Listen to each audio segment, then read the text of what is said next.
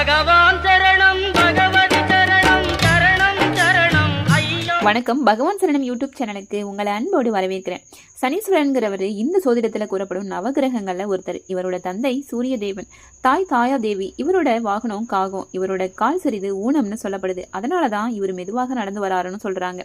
இதனால இவர் மந்தம்னு சொல்வதுண்டு. அது மட்டும் இல்லாம யமதர்மராஜன் இவரோட சகோதரனும் ஆவார். ஒரு மனிதனுடைய ஆயுளை நிர்ணயம் பண்றவரும் இவர் தான். இதனாலதான் இவரை ஆயுள்காரகன்னு சொல்றாங்க.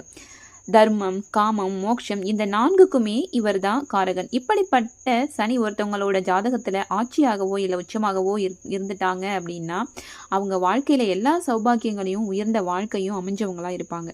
ஒருவர் ஜாதகத்துல சனி பகவான் பகையாகவோ இல்லை நீச்சமாகவோ இருந்தாரு அப்படின்னா அந்த ஜாதகர் ஒரு காலகட்டத்துல எந்த முயற்சியிலுமே தோல்வி, துன்பம் இந்த மாதிரி கஷ்டங்களை அனுபவிக்க நேரிடும். ஒரு ராசியில 2.5 வருஷம்னு ஒரு ராசிக்கு முந்தைய ராசியில இவர் சஞ்சரிக்கும் போது அந்த சாதகருக்கு 7.5 சனி ஆரம்பமாகும்.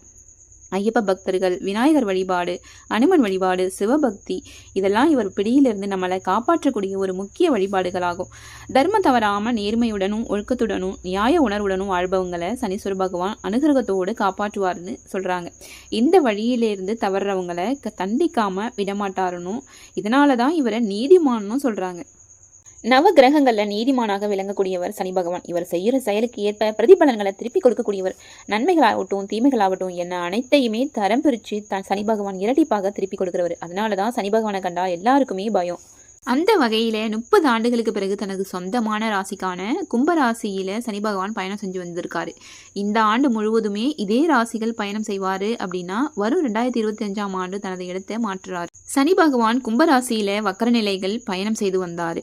கடந்த நவம்பர் 15ஆம் தேதி அன்று வக்கர நிவர்த்தி அடைஞ்சு நேரான பயணத்தை மேற்கொண்டாரு. சனி பகவானின் நேரான பயணத்தால ஒரு சில ராசிகள் யோகத்தை அடைஞ்சிருக்காங்க. அது எந்தெந்த ராசிகள்ங்கிறத பத்தி இந்த பதிவுல பார்க்க போறோம்.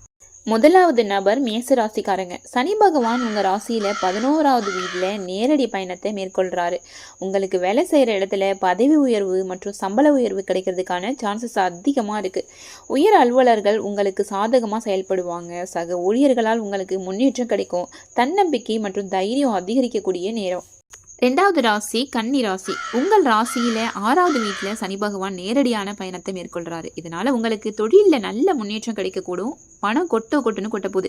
வியாபாரத்துல நல்ல லாபம் கிடைக்கும். புதிய தொழில் தொடங்குறவங்களுக்கு வாய்ப்பு அதிகமா கிடைக்கும். எடுத்து வச்ச காரியம் எல்லாமே சக்சஸ் ஆக போகுதுங்க. நீங்க தொட்டது எல்லாம் தொடங்க போகுது. 3வது நபர் துலாம் ராசிக்காரங்க. உங்கள் ராசிகள் 5வது வீட்டில் சனி பகவான் நேரடியாக தன்னுடைய பயணத்தை மேற்கொள்ள போறாரு. இதனால உங்களுக்கு நேர்மறையான மாற்றங்கள் வாழ்க்கையில அதிகமாக ஏற்பட போகுது.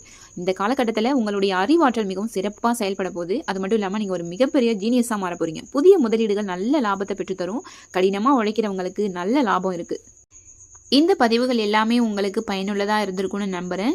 மேலும் இந்த மாதிரியான ஆன்மீக தகவல்கள், ஆன்மீக கருத்துக்களை தெரிஞ்சுக்கணும்னு ஆசைப்பட்டீங்கன்னா பகவான் சரணம் யூடியூப் சேனலை சப்ஸ்கிரைப் பண்ணி வச்சுக்கோங்க. நான் உங்களிடமிருந்து விடைபெறுவது உங்கள் துர்கா செல்லம். சுவாமியே சரணம் ஐயப்பா.